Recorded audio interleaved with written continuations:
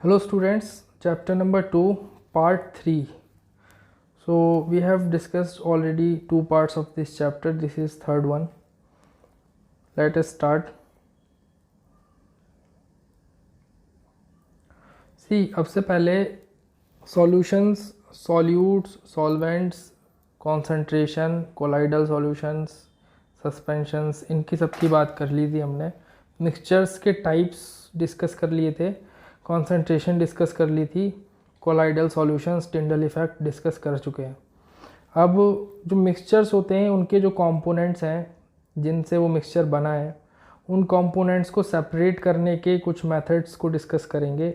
How we can separate components of a given mixture depending upon the nature of solute and solvents, right. So these are the various methods which can be used to separate the components or constituents from a mixture. किसी भी एक mixture में से उसके components को या constituents को, components बोलो या कॉन्स्टिट्यूएंट एक ही बात है, इनको सेपरेट करने के मेथड्स डिफरेंट हैं. उन्हीं के बारे में एक एक करके डिस्कस करेंगे. एक तो सिंपल फिल्ट्रेशन मेथड होता है. वो फिल्ट्रेशन मेथड हेट्रोजीनियस मिक्सचर जिनमें पार्टिकल साइज़ लार्जर होता है उसमें यूज़ होता है. मतलब फ़िल्टर पेपर को फनल में प्लेस करके कोनिकल शेप में और अपना जो मिक्सचर है उससे पास करा दो फ़िल्टर पेपर से, तो फ़िल्टर पेपर में लार्जर सॉल्यूट पार्टिकल्स ऊपर ही रह जाएंगे और सॉल्वेंट नीचे की तरफ निकल जाएगा, क्रॉस हो जाएगा. फ़िल्टर पेपर को क्रॉस करके आप उसको बीकर में या किसी और कंटेनर या वेसल में कलेक्ट कर सकते हैं. तो फिल्ट्रेशन मेथड हम सभी मिक्सचर को सेपरेट करने के लिए, सभी मिक्सचर्स के कंपोनेंट्स को सेपरेट करने के लिए यूज़ नहीं कर सकते, क्योंकि सभी मिक्सचर में पार्टिकल साइज़ सॉल्यूट्स का ज़्यादा बड़ा नहीं होता. जिनमें पार्टिकल साइज़ लार्जर होता है, जिनमें पार्टिकल साइज़ इतना बड़ा होता है कि वो हमारी नेकेड आई से विजिबल हो, सेपरेट बाउंड्री ऑफ सेपरेशन दिखे, ठीक है, वो सिर्फ मिक्सचर्स सेपरेट किए जा सकते हैं सॉल्यूट और सॉल्वेंट में अलग अलग. अगर ऐसा नहीं है तो हम फिल्ट्रेशन यूज़ नहीं कर सकते, राइट. तो उसमें फिर डिफरेंट फिज़िकल प्रॉपर्टीज़ और केमिकल प्रॉपर्टीज़ के बेसिस पे डिफरेंट मेथड्स को हमें यूज़ करना पड़ता है सेपरेशन के लिए. डिफरेंट फिज़िकल प्रॉपर्टीज़ है तो सारी फिज़िकली प्रॉपर्टीज़ हैं, केमिकल प्रॉपर्टीज़ हम डिस्कस नहीं करेंगे. सो method used to separate the component of mixture depends upon the physical properties of the component. So physical properties जो होती हैं components की, उनके ऊपर डिपेंड करता है कि हम कौन सा मेथड अप्लाई करें ताकि कन्वीनियंटली एंड इफ़ेक्टिवली कंपोनेंट्स को सेपरेट किया जा सके. तो उनमें से कुछ हम यहाँ डिस्कस करेंगे. जैसे फर्स्ट है इवेपोरेशन. सो इवेपोरेशन क्या होता है, हमें इवेपोरेशन मालूम है, हमने फर्स्ट चैप्टर में इवेपोरेशन को डिस्कस किया था. वेपोराइजेशन और इवेपोरेशन में डिफरेंस भी देखा था. इवेपोरेशन का मतलब है लिक्विड स्टेट से गैसियस स्टेट में कन्वर्ट होना below the boiling point of the liquid at a temperature which is below the boiling point, right. So evaporation कब यूज़ होता है, जब एक volatile component non volatile component के साथ मिक्स्ड हो. वॉलेटाइल मीनिंग वो जल्दी गैसियस फॉर्म में आ सके कम एनर्जी पे, ठीक है, बहुत ज़्यादा एनर्जी की ज़रूरत ना हो, बॉइलिंग पॉइंट पे ना जाना पड़े और वो क्या हो, बिना बॉइलिंग पॉइंट पे जाए फेज़ चेंज कर ले, लिक्विड से गैस स्टेट में आ जाए, उसे बोलते हैं वॉलेटाइल, ठीक है. ज़्यादातर जो सॉल्वेंट्स होते हैं वो वॉलेटाइल होते हैं और जो नॉन वॉलेटाइल होते हैं वो सॉल्यूट्स होते हैं mostly, right. So when a volatile component is mixed with a non-volatile component, then the evaporation process is helpful to separate the two components. When we heat up the mixture, a volatile component gets evaporated, leaving behind the non-volatile component or solute. अगर volatile component में हमने कोई non-volatile solute क्या करा है, dissolve कर दिया है, तो थोड़े से हीट देने पे बिलो बॉइलिंग पॉइंट टेम्परेचर वो क्या होता है, वॉलेटाइल कंपोनेंट इवेपोरेट हो जाता है, वेपर में कन्वर्ट हो जाता है और पीछे क्या छोड़ देता है, solute. So this is a method which is useful depending upon the volatile और non volatile nature of solute and solvent particles, right. So next is centrifugation. Centrifugation is a process which is used to produce butter from milk. जो spinning है अगर वो होती है milk में, तो उससे हम बटर या घी निकालते हैं, उसे सेंट्रीफ्यूगेशन कहते हैं। When solid particle in a liquid are very small and pass through a filter paper, जब सॉल्यूट पार्टिकल्स जो होते हैं बहुत छोटे होते हैं और फिल्टर पेपर को क्रॉस कर जाते हैं, filtration can not be used, right. Such mixtures are separated by centrifugation. During centrifugation process the denser particles of the mixture are forced to the bottom and the lighter particles stay at the top when spun rapidly। यानी कि जब spanning की जाती है बहुत जल्दी जल्दी उसको जो है शेक किया जाता है किसी एक, जैसे वो रई वगैरह होती है या कुछ एक ऐसा जो बीच में घूमे लिक्विड के या मिक्सचर के, तो उससे क्या होगा, स्पनिंग से जो भी डेंसर पार्टिकल्स होंगे वो नीचे की तरफ सेटल हो जाएंगे और लाइटर पार्टिकल्स ऊपर की तरफ आ जाएंगे। जैसे हमें मालूम है मिल्क के अंदर फैट होता है, फैट की डेंसिटी कम है। अब basis depending upon the difference in densities of the particles, denser particle will settle down in the bottom and the lighter particle will come up at the top. So ये process use होता है जहाँ densities में difference हो, components की densities में difference होता है, तो स्पनिंग करके सेंट्रीफ्यूगेशन प्रोसेस के थ्रू हम लाइटर पार्टिकल्स को ऊपर की तरफ ले आते हैं मिक्सचर में से। तो बटर इसी तरह बनता है। मिल्क के अंदर जो फैट है वो डेंसिटी कम है उसकी, हमें पता है ऑयल की फैट की वाटर की से डेंसिटी कम होती है, तो ऑयल फैट ऊपर की तरफ रहता है जब वो वाटर में हम डालते हैं। तो इसी तरह मिल्क के अंदर जो फैट है वो उसकी डेंसिटी कम है और वाटर कंटेंट जो है मिल्क का वो उसकी डेंसिटी ज़्यादा है।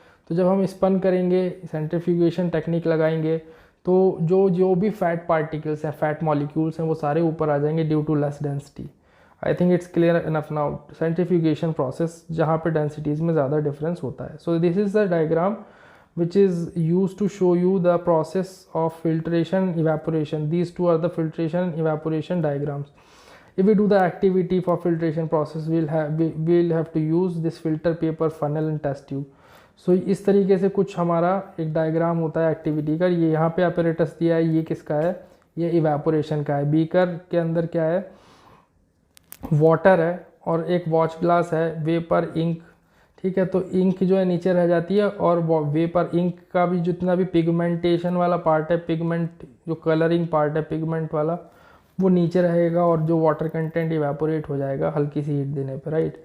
सो these two diagrams are explained above, right. इन डायग्राम्स के बारे में बात नीचे करेंगे, ठीक है। Separating immiscible liquids. Immiscible liquids किसे कहते हैं, जो अच्छी तरह मिक्स ना हो, ऐसे लिक्विड्स जैसे ऑयल एंड वाटर मिक्स नहीं होते ढंग से, तो इमिसिबल लिक्विड्स उन्हीं को कहते हैं। कैरोसिन, ऑयल और वाटर अगर मिलाया जाए तो कैरोसिन ऊपर रहेगा डेंसिटी का डिफरेंस की वजह से और ऑयल नीचे रहेगा। तो इमिसिबल लिक्विड्स अगर इस तरह हैं कि वो लेयर बाय लेयर सेपरेटेड है ऑलरेडी, तो उसके लिए हम एक सेपरेटिंग फनल का यूज़ करके क्या कर लेते हैं, सेपरेट आउट कर लेते हैं। जैसे यहाँ पे एक डायग्राम दिया हुआ है, ये लेफ़्ट साइड पे, इसमें सेपरेटिंग फनल दिखाई है, कैरोसिन ऑयल दिखाया, वाटर दिखाया, स्टॉप कॉक दिखाई है। तो स्टॉप कॉक क्या करती है, हमें सेपरेट करने में हेल्प करती है वाटर और कैरोसिन ऑयल को। जैसे हम स्टॉप कॉक को ओपन करेंगे तो वाटर नीचे की तरफ रिलीज़ होगा, ये लेवल वाटर, ये जो कैरोसिन ऑयल और वाटर को सेपरेट करने वाली इंटरफेस है ऊपर से सेकेंड इंटरफेस, तो ये जैसी आएगी स्टॉप कॉक तक, वैसे ही हम स्टॉप कॉक को क्या कर देंगे, टाइट कर देंगे, क्लोज कर देंगे। तो क्या हो जाएगा, वाटर तो नीचे निकल चुका और कैरोसिन ऑयल सेपरेटिंग फनल में बचेगा। So this is how we can separate out the two immiscible liquids. And sublimation is another process which is used to a sublime and a non-sublime solid. If we are having a mixture of a sublime and a non-sublime solid, then we can use this sublimation technique. Sublime मतलब क्या होता है, वो solids जो sublimation show करें। sublimation क्या होता है, सॉलिड का डायरेक्ट गैस में कन्वर्ट होना, लिक्विड फेज में कन्वर्ट नहीं होता, जो सॉलिड डायरेक्ट गैस में कन्वर्ट हो जाता है, ऐसे सॉलिड्स को सबलाइम सॉलिड्स कहते हैं। इसके एग्जांपल हैं एक अमोनियम क्लोराइड है NH4Cl, उसके अलावा हमारे पास dry carbon dioxide, dry ice है, ठीक है, solidified carbon dioxide, this is also a sublime solid. और क्या है, और भी होते हैं जैसे अमोनियम क्लोराइड होता है, ठीक है। उसी तरीके से और भी फिटकरी वगैरह जो होती हैं, कैम्फर जो है, कैम्फर, निप्थैलीन, एंथ्रासीन, ये सारे एग्जाम्पल्स हैं सबलाइम सॉलिड्स के। अगर कोई भी सबलाइम सॉलिड एक नॉन सबलाइम सॉलिड के साथ मिक्सड है तो फिर हमें सब्लिमेशन लगानी पड़ेगी। Let us suppose we are having a mixture of ammonium chloride and salt, जो सोडियम क्लोराइड NaCl। अगर इनका अगर मिक्सचर है तो अमोनियम क्लोराइड तो सबलाइम है, मैंने बताया अभी, और सोडियम क्लोराइड सबलाइम नहीं है। अगर हल्की सी हीट मिलेगी या प्रेशर, वो मतलब विदाउट प्रेशर हीट अगर हल्की सी भी मिलेगी जितना उसको फेस चेंज करने के लिए रिक्वायर्ड है, तो वो क्या होगा, सबलाइम सॉलिड गैस में चेंज हो जाएगा और नीचे नॉन सबलाइम रह जाएगा। ये सब्लिमेशन के लिए यहाँ पे एक डायग्राम दिया हुआ है, इस साइड सेपरेटिंग फनल के दूसरे साइड राइट साइड में ये एक आपको फ्लास्क दिया है, फ्लास्क के अंदर मिक्सचर दिया हुआ है अमोनियम क्लोराइड का और NaCl का। इसे हल्की सी हीट दे रहे हैं नीचे से बर्नर के थ्रू, तो ऊपर कॉटन प्लग पे हमें अमोनियम क्लोराइड डिपॉजिट होके मिल जाएगा। क्योंकि जैसे सबलाइम सॉलिड हीट लेगा और हीट लेके वो कन्वर्ट होगा गैस में, तो वो गैस जहाँ जहाँ सरफेस पे टच होगी वहाँ वहाँ डिपॉजिट होगी फिर से सॉलिड फॉर्म में। कॉटन प्लग पे जाके वेपर्स जो टच होंगे वो वहाँ पे ही कॉटन प्लग पे टच होते ही डिपॉजिट हो जाएंगे, यानी दोबारा से गैसियस फॉर्म से सॉलिड फॉर्म में आ जाएंगे। तो सारी अमोनियम क्लोराइड जो है वो या तो फ्लास्क की वॉल्स पे डिपॉजिट होगी या कॉटन प्लग पे डिपॉजिट होगी। नीचे जो बॉटम में बचेगा फ्लास्क के वो सिर्फ NaCl कॉमन सॉल्ट बचेगा जो नॉन सबलाइम है, राइट। तो this is the sublimation technique use to separate a sublime and a non sublime solid, right, from their mixture. Chromatography में सॉल्युबिलिटी के डिफरेंस के बेसिस पे हम सॉल्यूट्स को और सॉल्वेंट को क्या करते हैं, सेपरेट आउट करते हैं। Chromatography is a technique use for separation of solutes with relatively different solubilities that dissolved in some solvent, ठीक है, that dissolve in same solvent, so it's written by mistake here, solute नहीं है यहाँ पे solvent है। गलती से last word जो लिखा हुआ है सेम से पहले, ये क्या है, ये solvent है,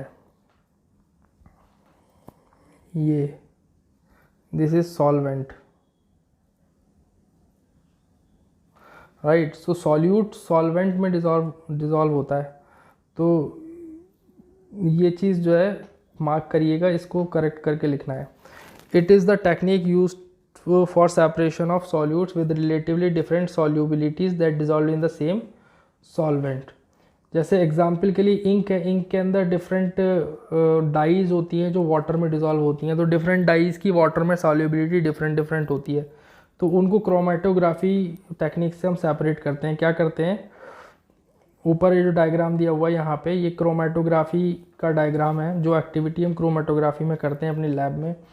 तो हमारे पास एक सिलिंड्रिकल जार है, उसके अंदर हमने एक स्ट्रिप फिल्टर पेपर की यूज़ की है, जिसके ऊपर हमने एक डॉट लगाया है या स्पॉट लगाया है इंक का, ब्लैक इंक का या किसी और कलर की इंक का, वैसे ब्लैक यूज़ करते हैं। ब्लैक इंक का जो स्पॉट है लगाया, यहाँ पे रेड शो किया हुआ है, ये ब्लैक इंक का स्पॉट है। ब्लैक इंक के अंदर डिफरेंट डाइज होती हैं, ब्लू कलर, येलो कलर और डिफरेंट डाइज, पर्पल, इस तरीके से।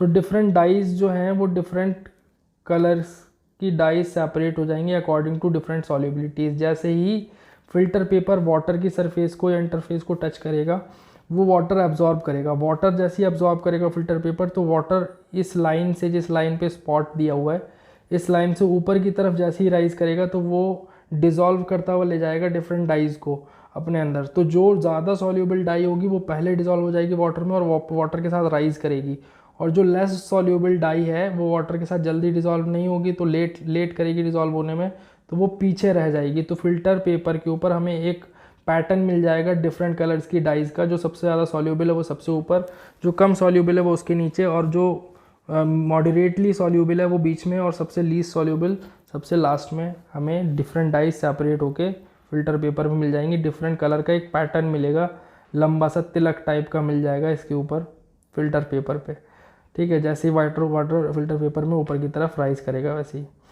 तो ये तो हमारा क्या हो गया, क्रोमेटोग्राफी हो गया, राइट।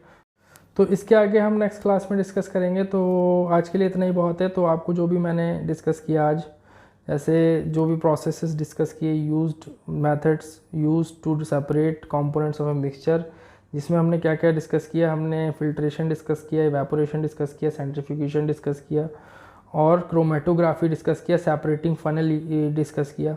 सब्लिमेशन डिस्कस किया। तो ये सारे के सारे प्रोसेसेस मेथड्स आपको मालूम होना चाहिए। इनके नोट्स भी बनाने हैं और डायग्राम्स की भी कुछ प्रैक्टिस करनी है। डायग्राम्स हैं तो हर एक डायग्राम की प्रैक्टिस करिए, नोट्स बनाइए, इनको पॉज ले लेके आपको सारी नोट्स की नोटबुक में लिख लेना है ताकि आपको याद रहे, राइट। सो